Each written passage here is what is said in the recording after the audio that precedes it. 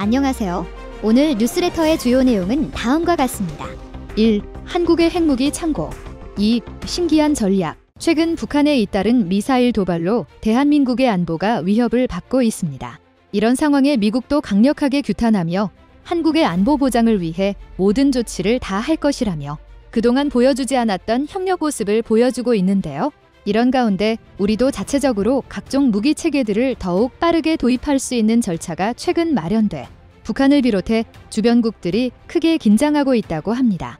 그뿐만 아니라 이에 따라 미래 방산의 핵심 키워드인 무인복 합체계와 무인화 기술 분야에서도 한국이 치고 나가게 될 것이라고 하는데 과연 어떤 소식인지 자세히 알아보겠습니다. 올해 들어 북한의 도발 수위가 점점 공세적으로 치닫고 있는 모습입니다. 북한은 앞서 2일 한국의 국민에도 기간임을 아랑곳하지 않고 단거리 미사일과 지대공 미사일 등 탄도미사일을 동해상 NLL 이남으로 발사하면서 사상 최대 규모의 도발을 감행했는데요.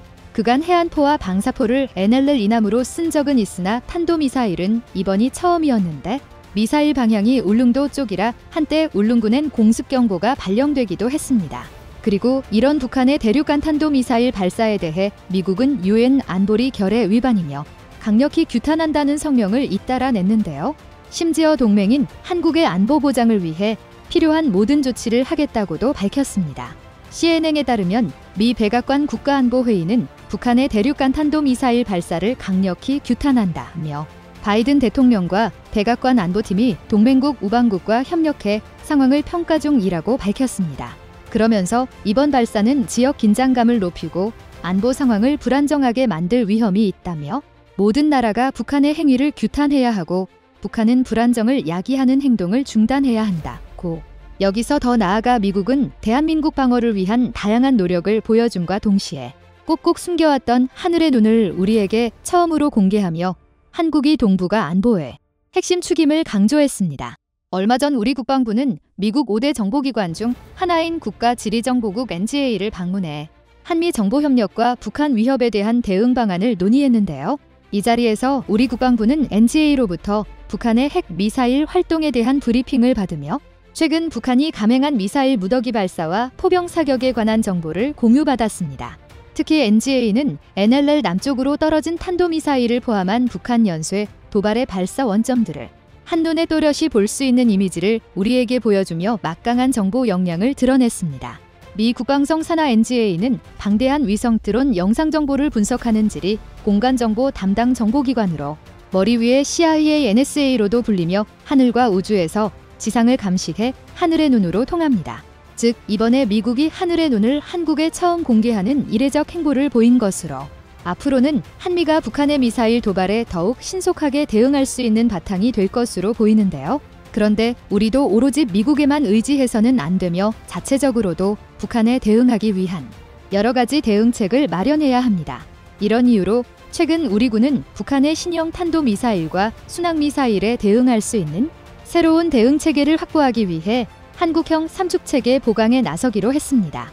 군 당국에 따르면 육군은 전술지대지유도 무기 개량형을 조기 전력화하고 첨단 기술 연구를 전담할 사령부를 신설해 장사정포 요격체계 2를 확보하겠다는 계획입니다. 한국형 아이언돔이라 불리는 북한의 기존 장사정포를 상대할 장사정포 요격체계는 현재 2029년까지 체계 개발을 진행하게 돼 있는 사업입니다.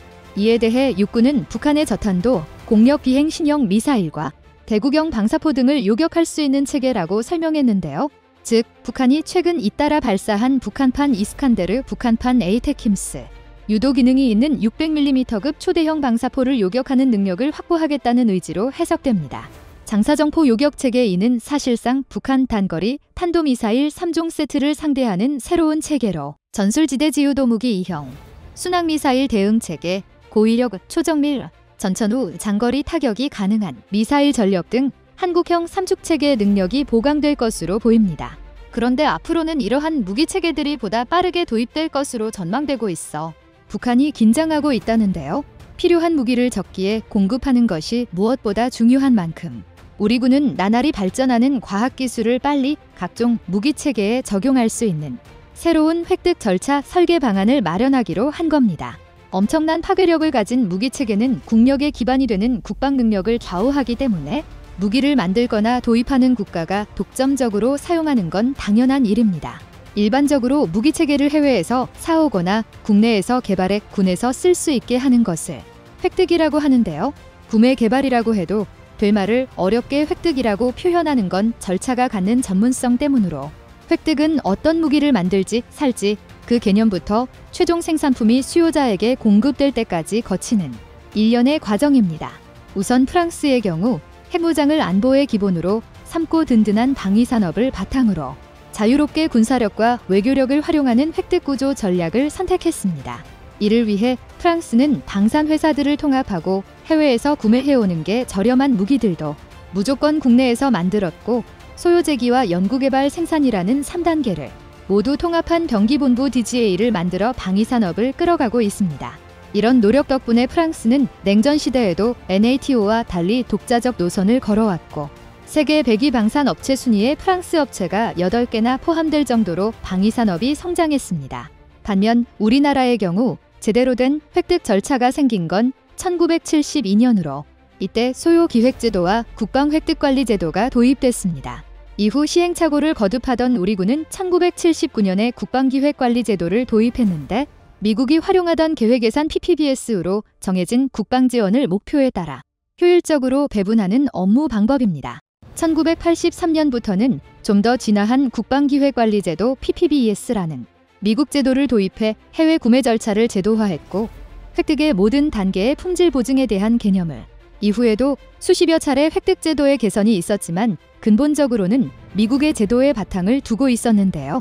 그런데 이런 우리 무기 획득 시스템은 사전에 충분히 계획된 상황에서 무기 도입이 이뤄지는 중장기적 구조라 획득에 드는 기간이 너무 길다는 치명적인 단점이 있습니다.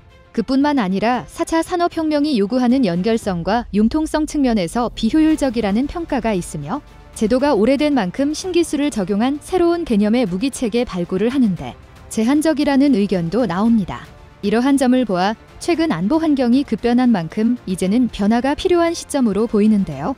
그도 그럴 것이 우리의 무기 획득 시스템을 보면 군의 소요, 제기 소요, 검토 소요, 결정 선행 연구, 사업 추진 전략 소요, 검증 중기 소요, 전환 사업 타당성, 조사 예산 편성, 구매 운용에 이르기까지 최소 7에서 10년가량 걸립니다. 심지어 R&D 형태의 획득 사업은 더 장기간 진행되는데 KF-21 획득 사업의 경우 2001년 개발계획 발표 이후 21년이 지났으며 최종 양산 완료 시점인 2030년까지 약 30년이 예상됩니다. 이런 이유로 최근 우리 군은 기존의 무기체계 획득 프로세스를 혁신해 획득 절차 기간을 합리적으로 동북아 지역 안보 불안정성 증대 4차 산업혁명에 따른 전장 영역 확대 등 도전적 상황에 대처하려면 유무인 복합체계를 중심으로 한 첨단 무기체계를 신속하게 도입해야 한다는 공감대가 형성된 겁니다. 이에 따라 방사청은 첨단 무기체계 개발을 신속하게 추진하기 위해 현재 2년의 긴급소요 획득 절차와 5에서 7년 일반 획득 절차 사이에 중간 단계 획득 절차를 도입하는 방안을 추진합니다.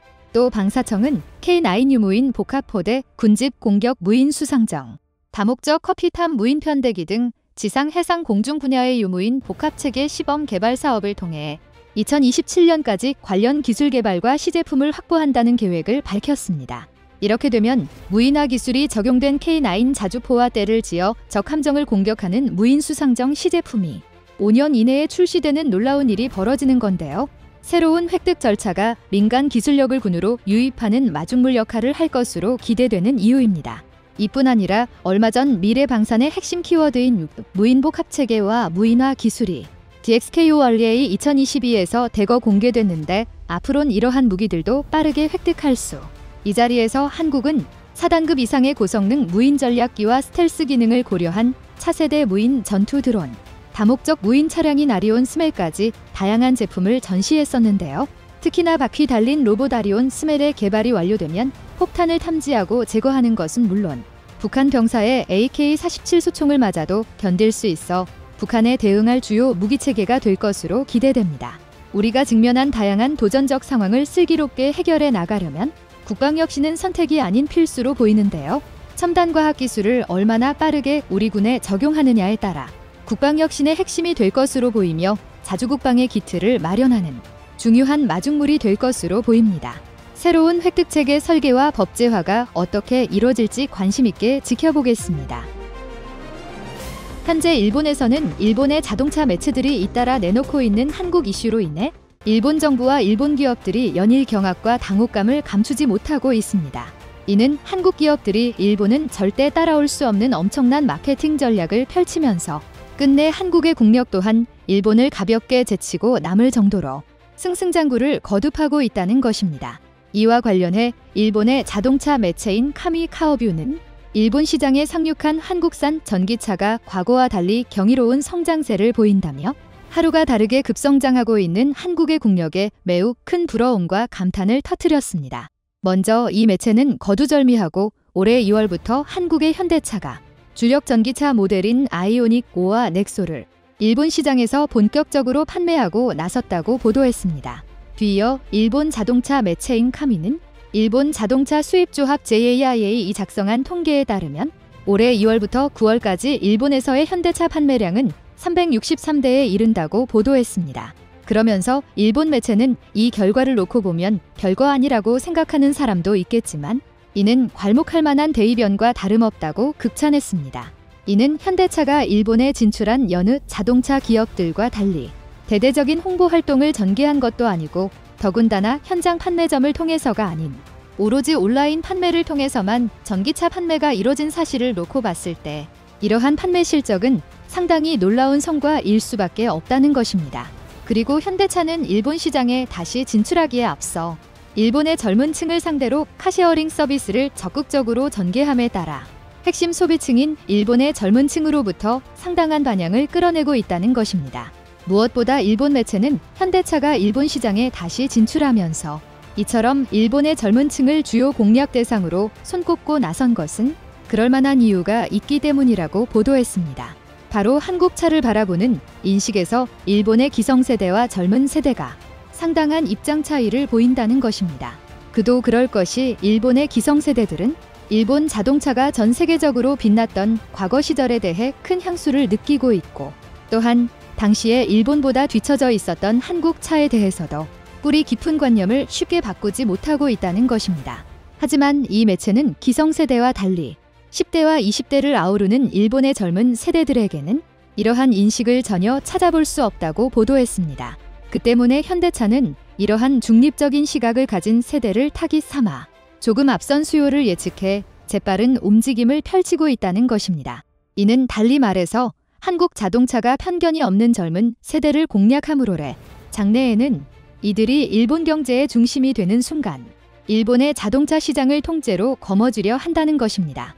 실제로 이 매체는 당장 세계로 눈을 돌려보면 한국 브랜드의 존재가 가장 눈에 띄는 만큼 일본의 자동차 시장이 한순간에 한국차의 점령 무대가 되는 것은 그야말로 시간 문제라고 전망했습니다.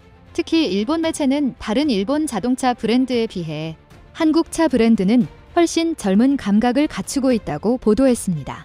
당연하게도 이 매체는 지난 2019년에 현대차의 새로운 사령탑으로 52세의 젊은 기업 총수가 취임한 것만 놓고 보더라도 이를 잘 설명해준다고 보도했습니다.